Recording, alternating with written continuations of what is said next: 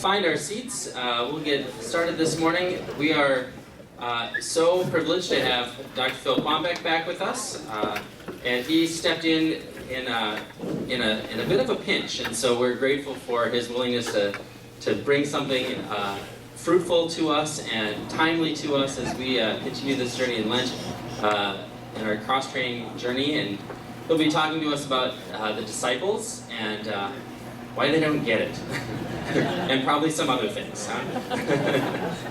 Huh? So let's welcome Dr. Phil today. Thank you, Jason. Yeah, you were promising things I may not deliver. So there is going to be some text on the screen, and I'm trying. It's bad form to put too much text on a PowerPoint screen, and I'm going to violate that principle. So just in case you need to move forward, there are seats here. And for the rest of you on chairs now, if you would look under your chairs. We had actually made plans. We went to see the St. Matthew Passion at the University of Minnesota last night for an absolutely excellent performance by their Department of Music, along with the Hochschule für Musik, Detmold in Germany. And we had made that plans before committing to this, so we arrived at 1 a.m. back from the cities. Then I had a revelation. So we're going to talk about the disciples in the Gospel of Mark. And it's good to be here with you. Is that working?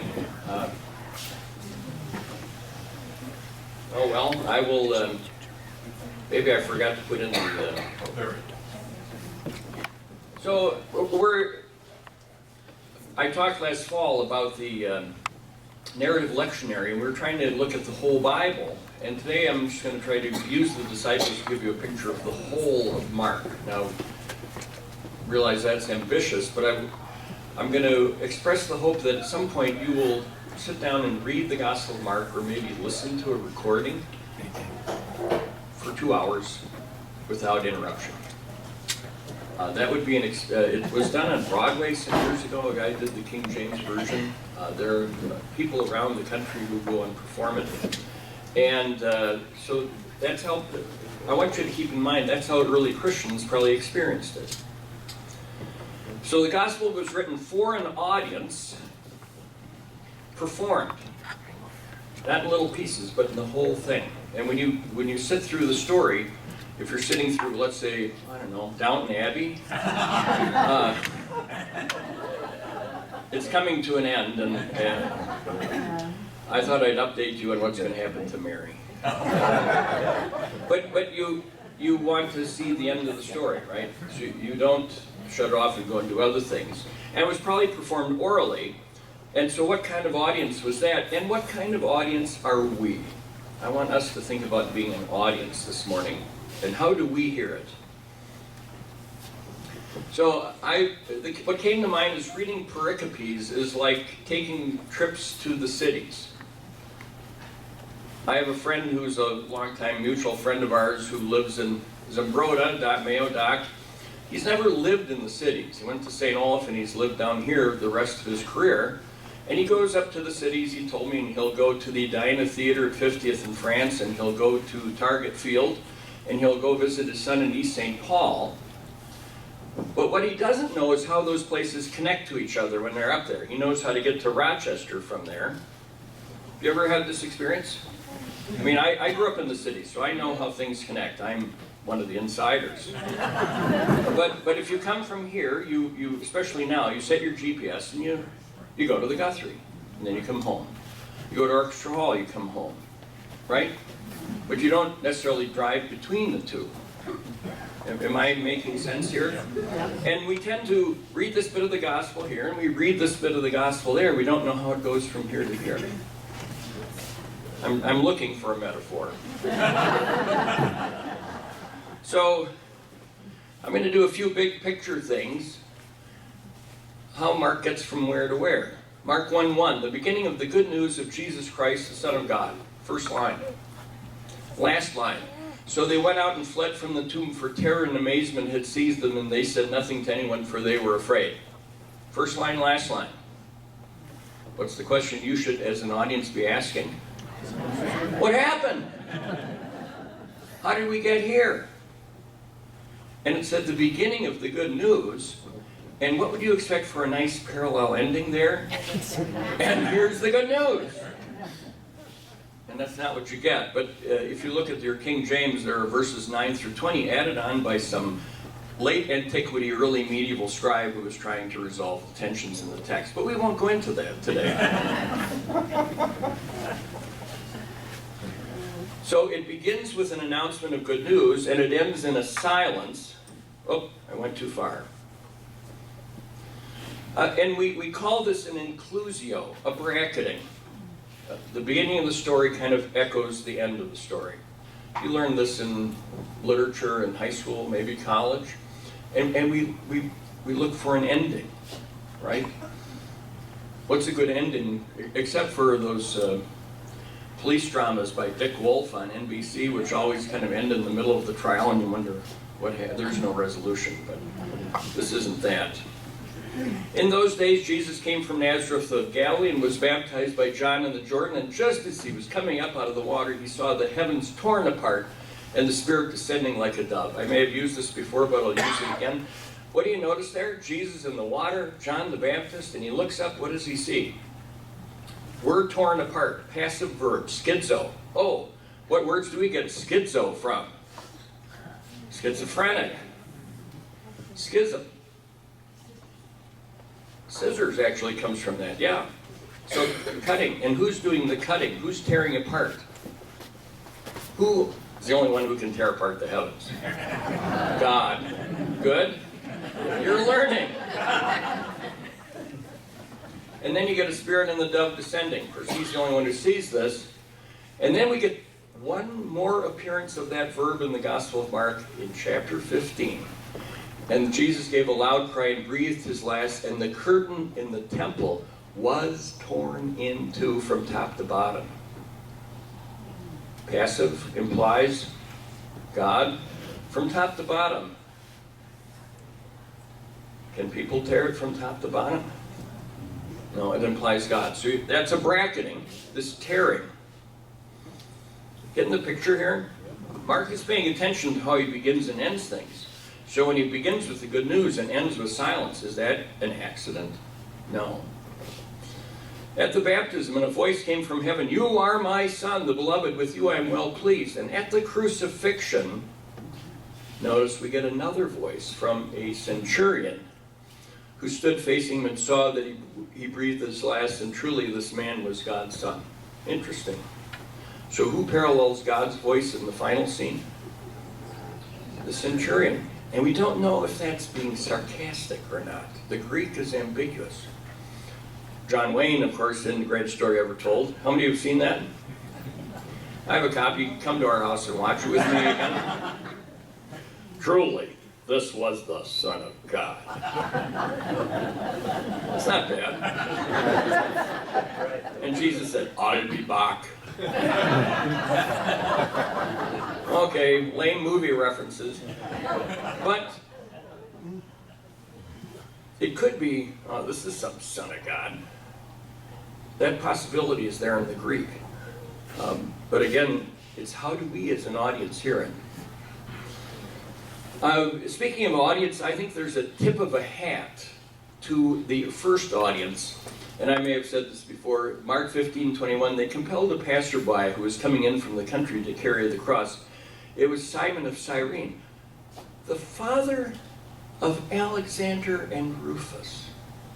And I just imagine that first audience saying, "Oh, that's Simon of Cyrene."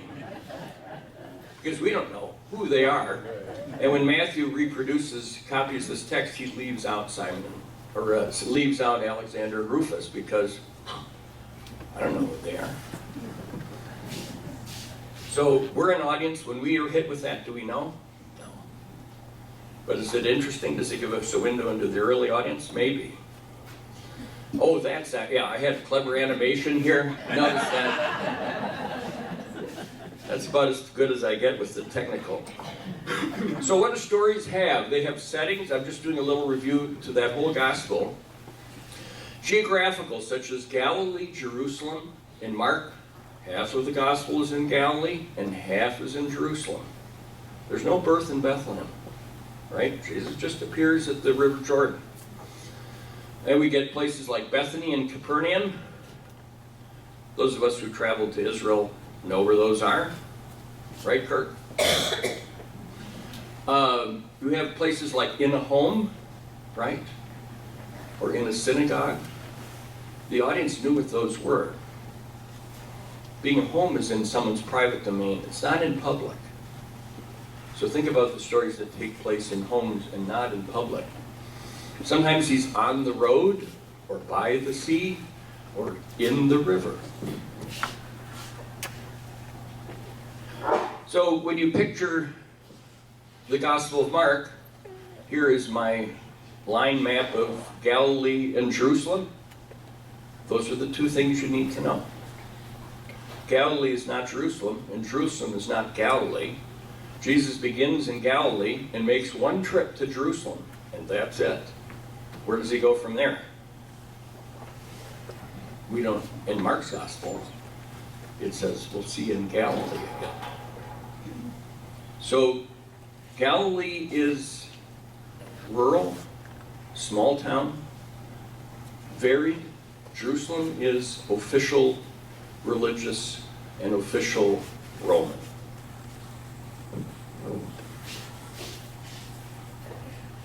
And we have characters. There are central characters, remember all this, and peripheral, named and unnamed. We know the names of Jesus, James, John, right? And then there are people like, I'll go through these in a minute. And they're full characters, round, remember? People who say things, express feelings, ask questions. And there are types, people who just stand there. So some of the characters, Jesus, God has a speaking role. John the Baptist, disciples, named and unnamed. Sometimes we get their names, sometimes it's not named. Why is that? Maybe to include us in the disciple category. The 12, Pharisees and Sadducees, what do you need to know about that? They came up in this morning's sermon, right? A teacher of the law, a scribe. The high priest, Pontius Pilate, what do you need to know to recognize that name? Roman prefecture in the area. A centurion. Everybody know what a centurion is? It's like a sergeant. It's a high level of non-commissioned officer. The centurions carried the Roman Empire. They carried the army. They're the ones who dealt with the troops, not the generals. We get a woman, a leper. We get Mary Magdalene, Mary the mother of James, Salome, Peter, right? These are names. Some of them you know, some of you don't. Another thing about Jesus in the Gospel of Mark, he is walking around. And the Greek word that comes into English is peripatetic. You can take that one home and amaze your friends. Peripateo, literally walking around. Socrates walked around, the Stoic philosophers walked around and taught. Their followers were called mathetes. We get the word mathematics from that. It comes into Latin as discipuli, disciples. John the Baptist had disciples, right? So is Jesus the only one with disciples? No. Other people had disciples. That's not what makes him different.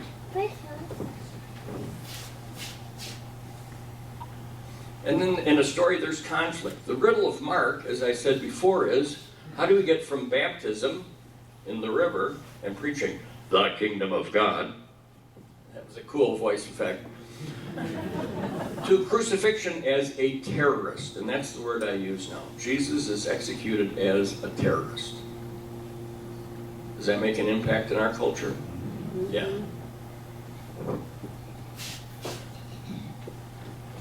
So, getting to the disciples, Jesus first, they don't come to him, he goes to them, so Jesus goes recruiting. And what is his recruiting pitch? We were talking about sales pitches when, they want to sell you timeshares. Anybody been through that? That's an ordeal. That's really a trial by fire. But here, what does Jesus say? He comes along and says, follow me. And what do? They follow. And we're saying, What? What are they buying into? The gospel doesn't explain. Because what does it want to emphasize? The invitation and following. I was going to jokingly say today's talk is about the election. Meaning, of course, the choosing, the election of the disciples. Haha, you were thinking about something else, I imagine. And immediately, which is also Mark's trait, follow, and how long do they take? It's immediately. And he goes a little further and he sees James, the son of Zebedee, and his brother John, who were in a boat, and immediately they abandon their filial debt to their father. Now, in the first audience, how would they have heard that? That's a radical disruption of family relationships. You're pushing dad in the wheelchair, Jesus comes and says, follow me, and you go.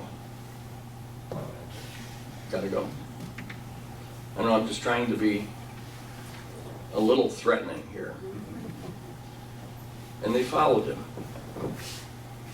That gives us a window into the first followers of Jesus, doesn't it? They experience themselves as leaving something to follow Jesus.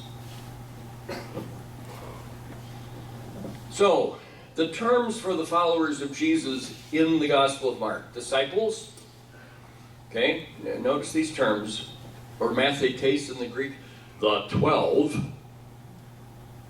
and we'll get their names in a minute, and apostles. Now, if I didn't get time to create my Venn diagram, if everybody remember Venn diagrams from geometry in 9th grade? Okay, the largest circle here would be disciples, and in that would be, actually in early Christianity, apostles would be the next circle, and within that circle would be the 12.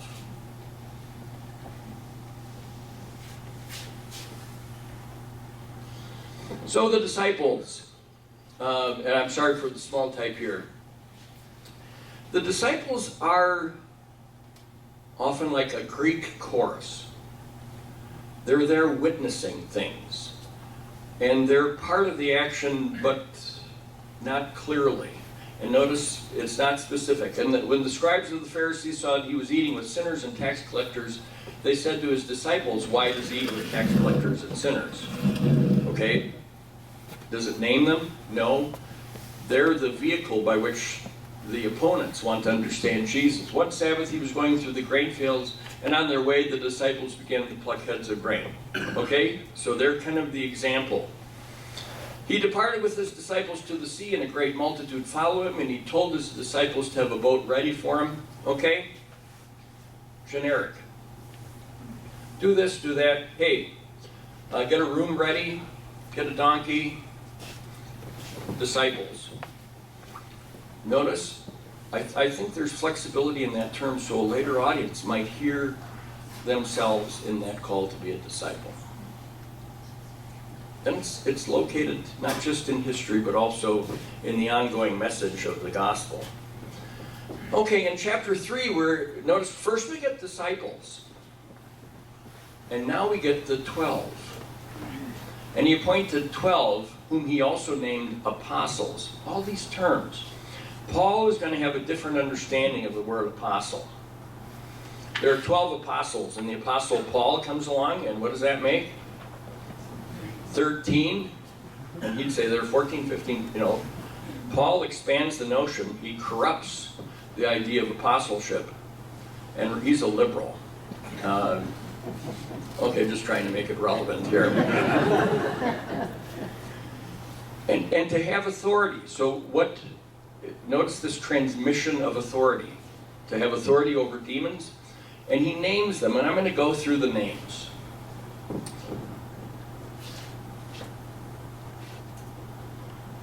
And again, so to a first audience, names have meaning. And in the whole gestalt, in the whole image here, I want you to see that some names are Greek, and some names are Aramaic, and some names are Hebrew, and some names are kind of a Greekicized version of Hebrew. What does that tell us about the culture of Galilee? It's like our own, right? It's not pure. It's variegated. There's some diversity in this group, and they represent different types of cultures. Jewish, but various forms of adaptation.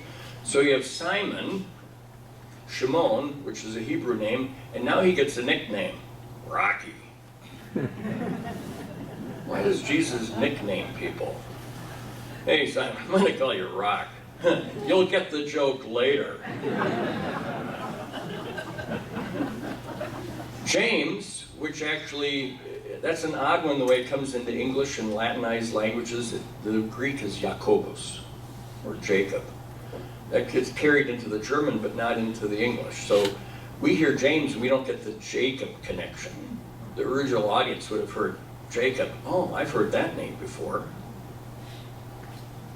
And John, Yohanan, another Hebrew variation. Andrew, that's Greek, from Andros. Remember Andy and the lion? Andrew, androgenic, androgel, you know, and if you have low T.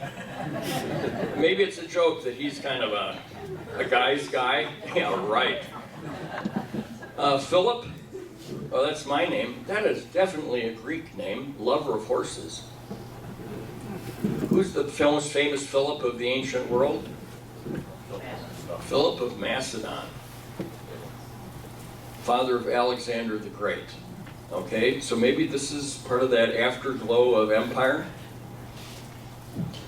I don't know, it'd be like naming your kid Donald or something like that. Oh, I'm touching. Bartholomew, another bar is a prefix for son of.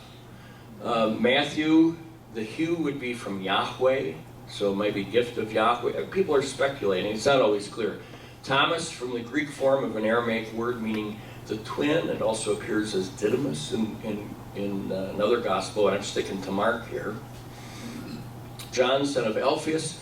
Thaddeus, which is from a Hebrew courageous heart. So, I mean, are these names meant to register with an ancient audience, and they say, oh, you know, courage, manly, that type of thing. Simon the Canaanian and Judas, I left out a T, it should be a T, Iscariot. Boo! And then it says the one who betrayed him. So what does the storyteller do right at the beginning of the gospel? Gives us part of the ending.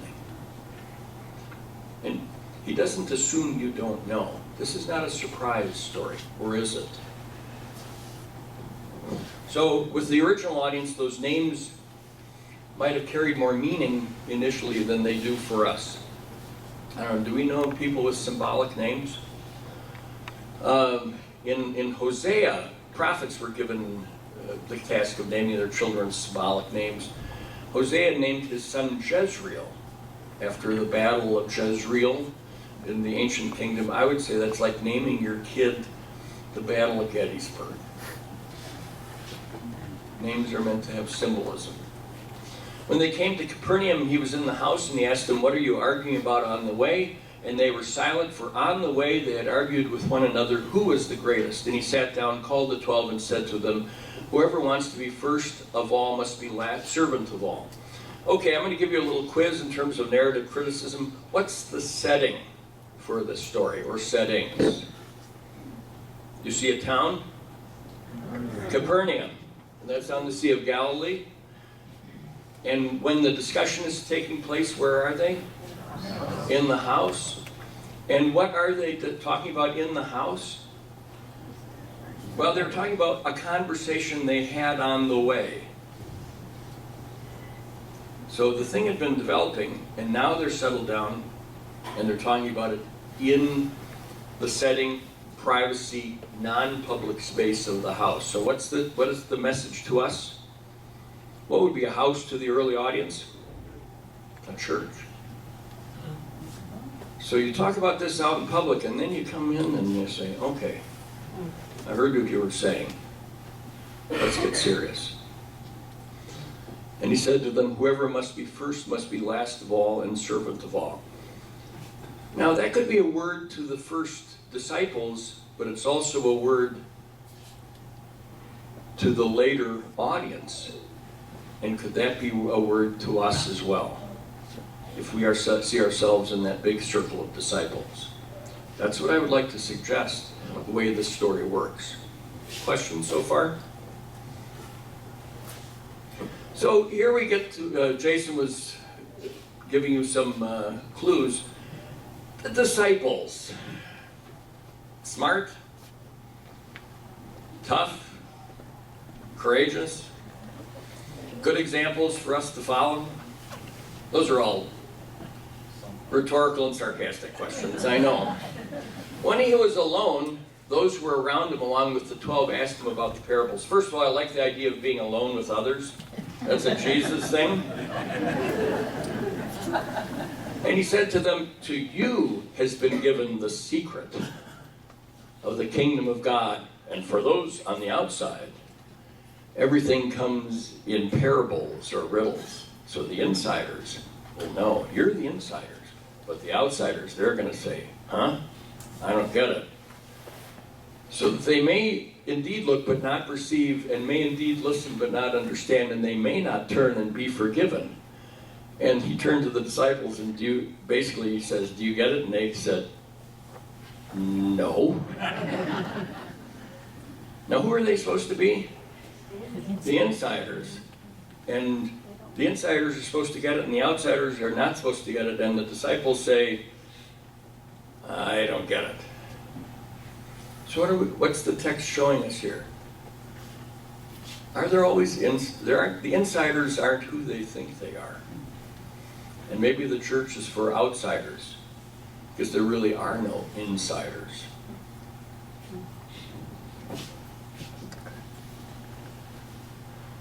Now here's a place, an example where the disciples, here's a place for reading the narration continuously. If you just read one text, the feeding of 5,000 in Mark 6, and don't read Mark 8, you're not going to get it. And if you just read Mark 8 without reading Mark 6, you're not going to get it. I'm sorry, this is very small, but I'm going to trust that some of you know the story. It has to do with bread and fish.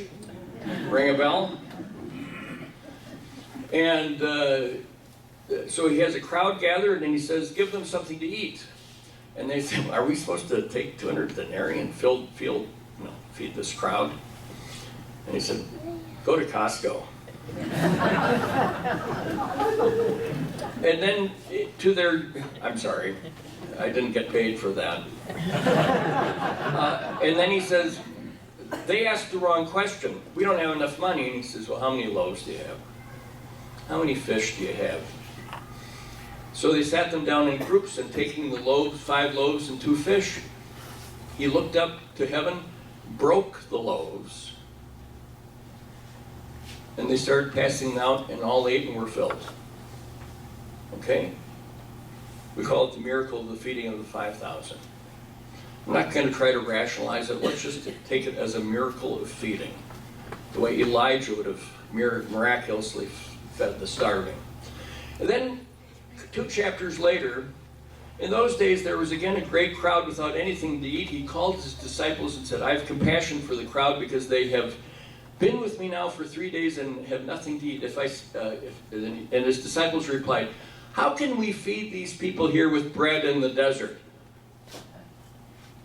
Wait a minute. What has just happened a little while before? It's like they have no memory of the previous feeding. Do you get what I'm saying here? And that's the intention of the author.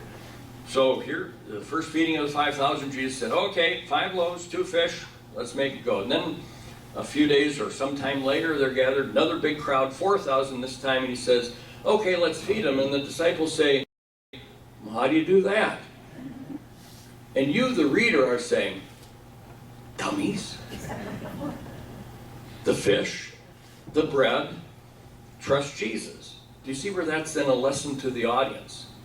It's not a mistake where the author remembers another event. In the continuity of reading, the author's trying to get his audience to get it. And so you, as disciples, get it. And the disciples in the story don't. So what are you supposed to do? Keep going where they don't. The turning point and here's another point, maybe perhaps the most famous crisis point in the gospel. Jesus went with his disciples to the villages of Caesarea Philippi, and on his way, again, where's the location of this? It's on a road. So what does that say? Private place or public place? Public. Who do people say that I am? Jesus didn't have a polling operation.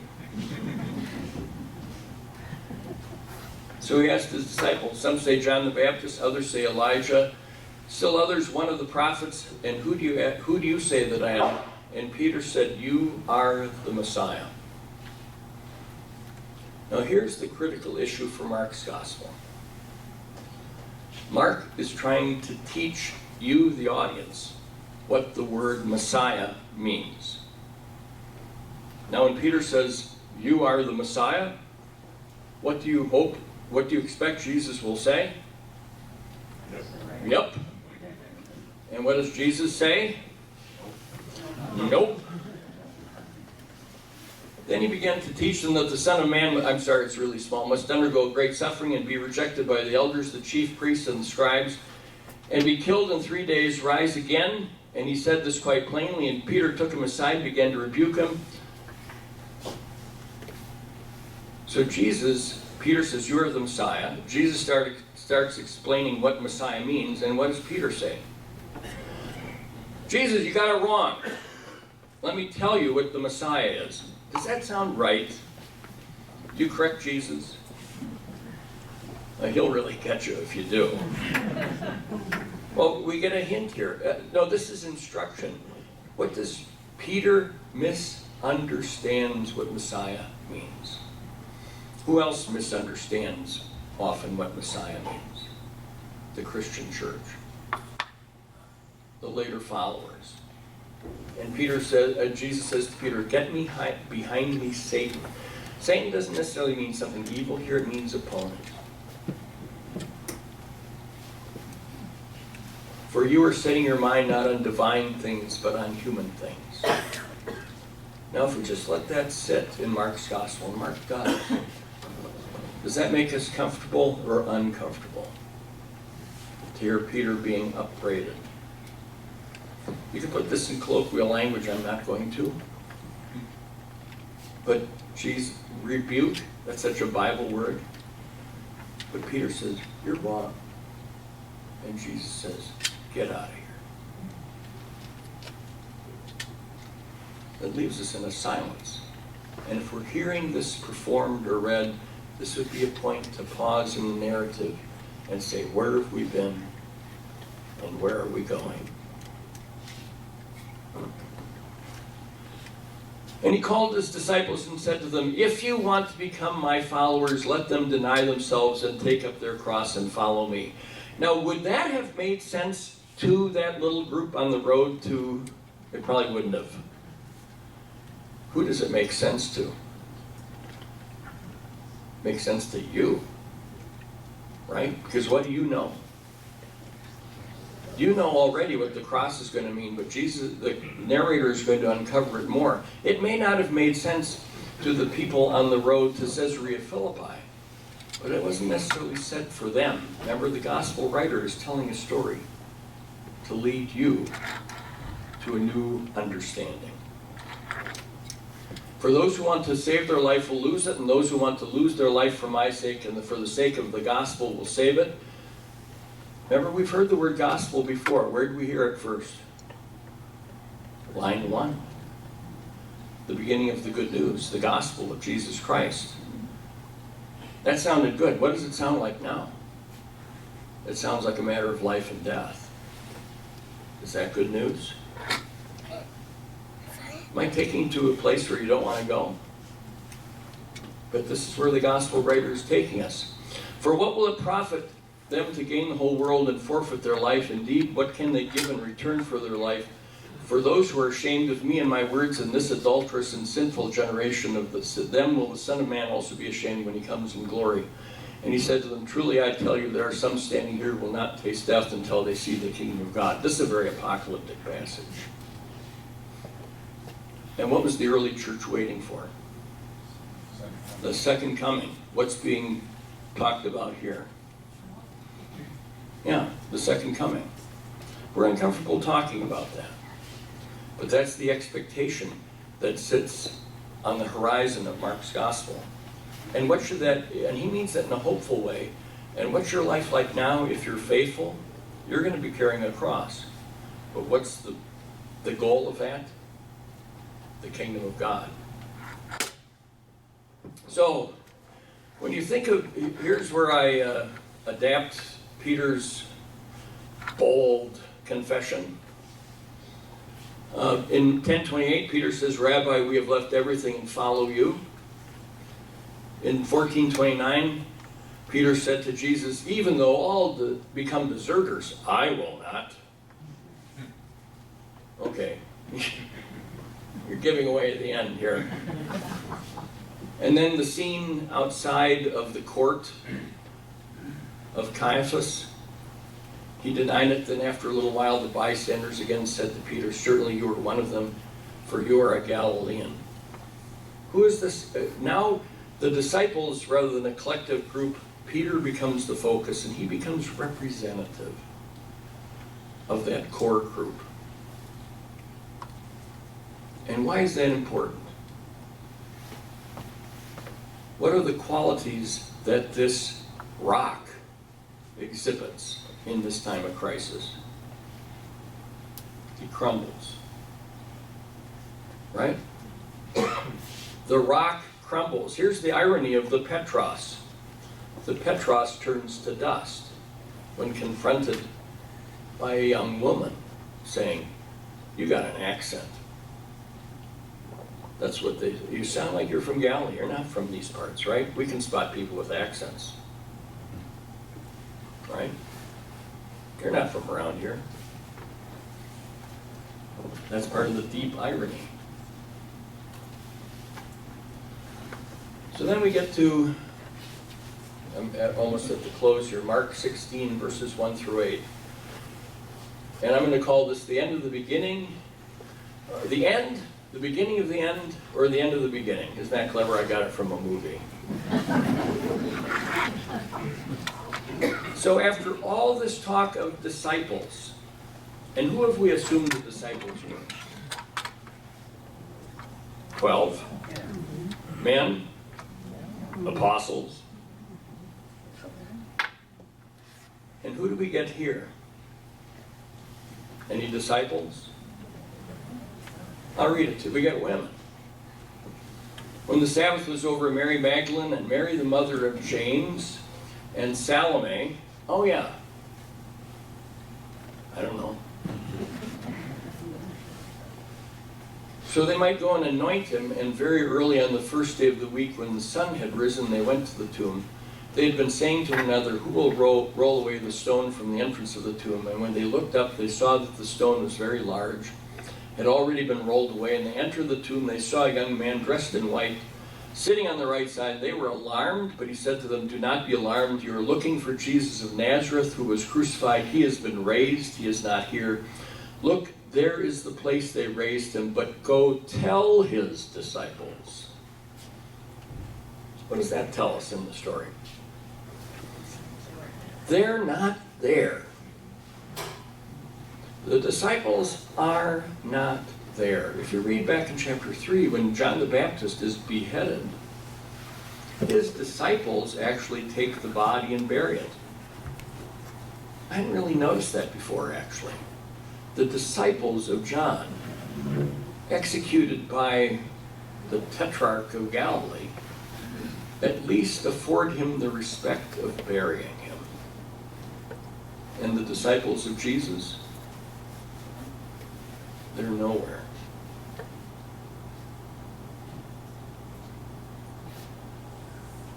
go tell his disciples and Peter, it's almost to rub it in, especially Peter,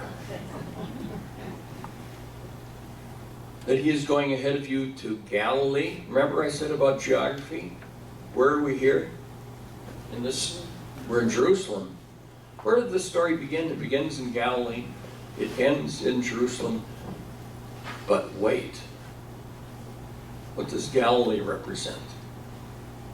The new beginning.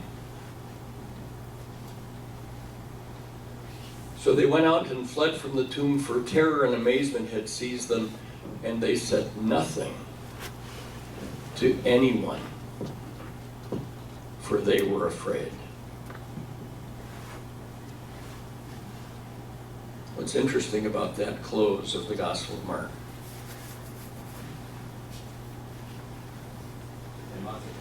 Somebody must have told somebody. Because we're sitting here telling the story of people who were not able to tell anybody anything. See, that brings us back then to the beginning of the story. What did the first verse say? The beginning of the good news of Jesus Christ, the Son of God. The disciples, we have written as an audience. This is why you have to read it all the way through. It'd be fun sometime if we just performed it some Sunday evening and just had someone read it aloud. I've got it on CD and I've got it on DVD, but just to experience it and hear it develop and hear it begin with that optimism, the good news, and end in this silence, and then realize, where are we sitting? We're sitting in a church, a building 2,000 years later, part of a movement that involves millions of people. And what do we know? Somebody said something. And is the disciple gig over yet? No. And I'll end there. But if you have questions, I'm happy to entertain them. I'll let you out early, in fact. I actually got a whole donut with blueberries in it today, and I see that as a divine sign. Questions, comments? Yeah. Can you explain to us a little more about Mark's use of the word immediately? Mark uses the word immediately. And of course, Dick, you're going to say, what's the meaning of the Greek word oithous? Okay, it's a Mark uses the word immediately. And Jesus heals somebody, and immediately, and then immediately, and then immediately. And if you're trying to look at your calendar and chart out how many days pass, are you able to really create a calendar? No. Mark's gospel is not a biography. It's a sermon. And it's meant to involve you in a story. And immediately, in a way, it represents haste. It might represent Mark's lack of narrative ability. He doesn't know how to transition from one scene to another. And then, and the other problem is, how do you end a story? If you ever have a long story, what you say, and then I found $5. Or they were all run over by a truck. And we look for narrative, but immediately, am I answering your question? If you hear the story read aloud with that translation, and there are other words we could use, then it starts hitting you, and immediately, and immediately, and immediately. I often have students, I play a DVD of someone performing this, I said, I want you to start tallying the immediatelys. And the numbers start stacking up pretty quickly. Because what else does Mark want to communicate? Does Jesus have all the time in the world? No. In a way, yes, but in a way, no. What's urgent? A lot of people think the goal of Good Friday is to say, oh man, if only I'd been there, I could have stopped this. Right? But what's the goal of Good Friday? Good Friday. And here's the irony. How about a figure like Judas? Is Judas important for the story? Yeah. Is it important that Jesus be crucified? Yeah. The goal isn't to look at how could we have stopped this. The goal is to say, what does this mean? Are we wrestling with the problem that Judas might be serving a divine purpose? I think we have to deal, sometimes when we talk about discipleship, things aren't always what they seem. Sometimes the first are really last, and sometimes the last are really first. And that's what Luther talks about cruciform thinking. He doesn't use that phrase, that's my phrase. But under the sign of its opposite, sometimes power isn't really power, it's weakness. And sometimes weakness is what's the enduring power. Did Christianity prosper in the first centuries before Constantine because it was powerful, or because it spoke to the needs of the weak? It's the latter, not the former. And so Mark doesn't talk about how do you get elected president. What does Mark say? If you're a disciple, how do you serve your neighbor? How do you serve the least of these? How do you speak to the leper? How do you talk to the woman with years of bleeding? That's where the kingdom is built in Mark's gospel. And that's what discipleships are. They were arguing on the road, who'd be greatest in the kingdom of God? And that means, do they get what the kingdom of God is about? No. The disciples are foils, sometimes for how not to be. In Sunday school, they say, be like the disciples, be like Peter. And then you want to say, no, I don't think so. They're the counterexample, and maybe I should go to school on their experience. I think that's the purpose here. Is that running on to your question? Any other thought? Any other thoughts? Yeah. I don't think I've ever differentiated between disciples and apostles.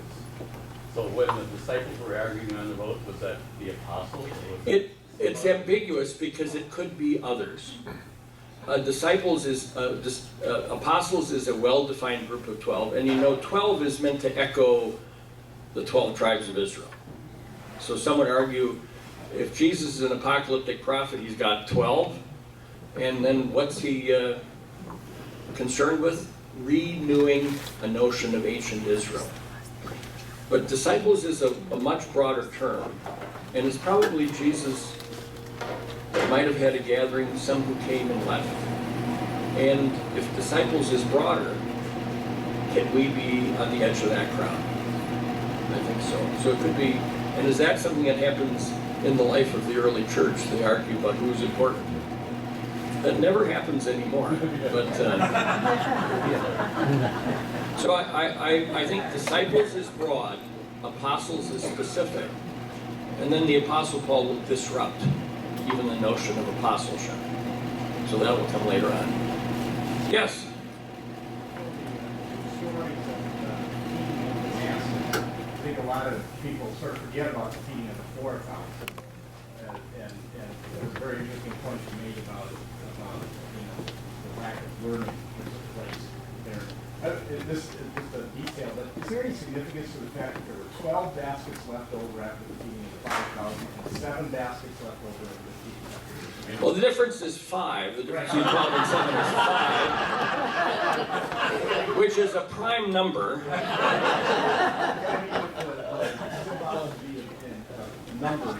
Numbers are always important, and 12 would obviously, whenever the gospel writers or any Bible writers mention numbers, you got to watch out.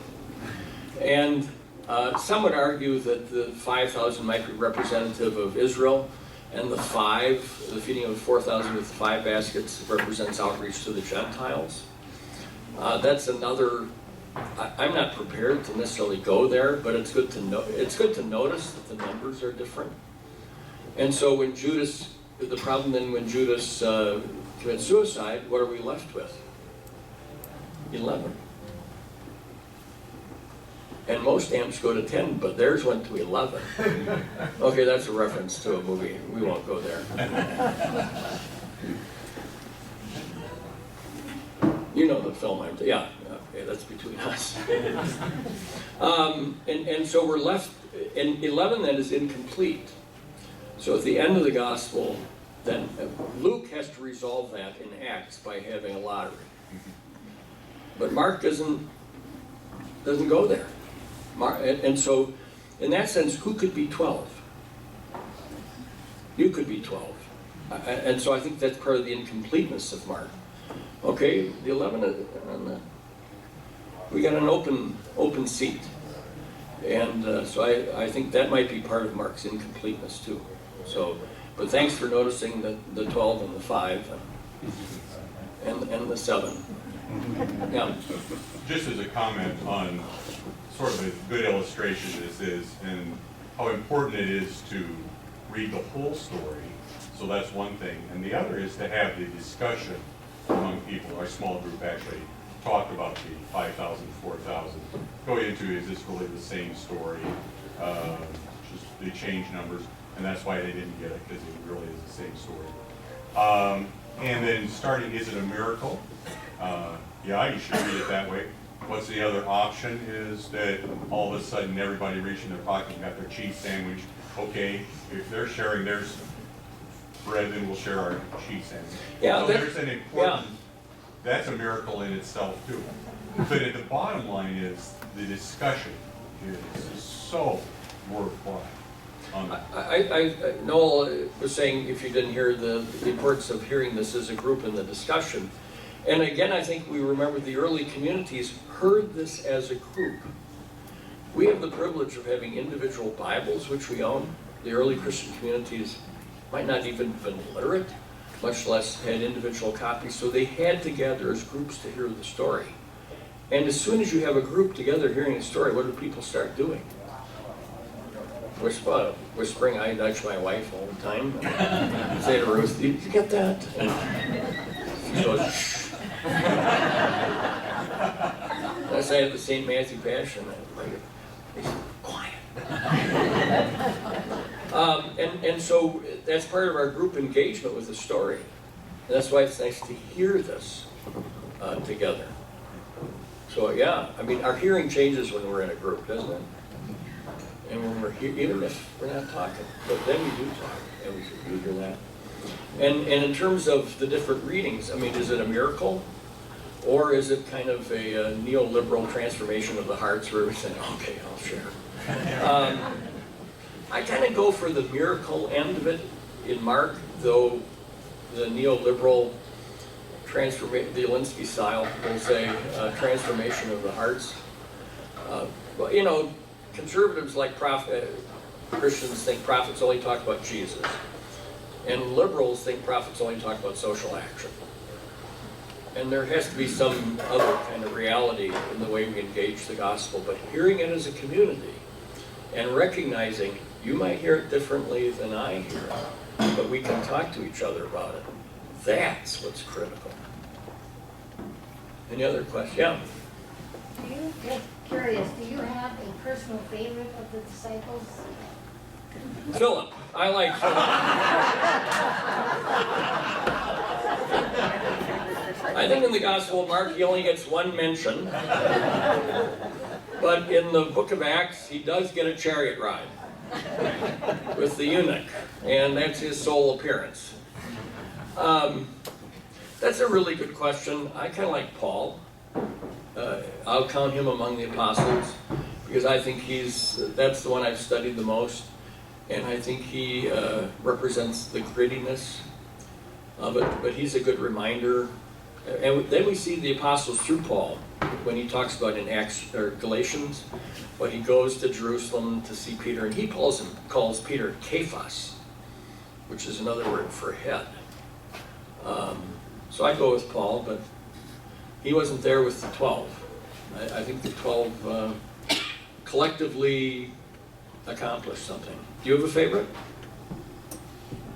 And we tend to forget the women. And I think the word disciples should include the women, even though the word 12 gets to be an exclusive male group. And maybe the notion of disciples as inclusive of women might save the reading of the Gospels in our generation. Were 12 of anything else used in that era? Or anything like we have 12 juries, a dozen eggs and things like that? Yeah, I don't know. Was 12 used of anything else? We have a dozen eggs. I think Jesus said eggs will be sold in dozens. I don't know. 12 inches. Yeah, why that? That's an interesting notion of British measurement. And I think the Romans didn't have, 12 was not significant counting. Romans counted in tens. And it was more in tens and multiples of tens. Pardon? Yeah, the centurion, would be 100. The centurion's over 100, so that would be more the Roman way of thinking, not the British 12 ounces and things like that. I realize time is running out. Any other questions? Well, thank you all for tolerating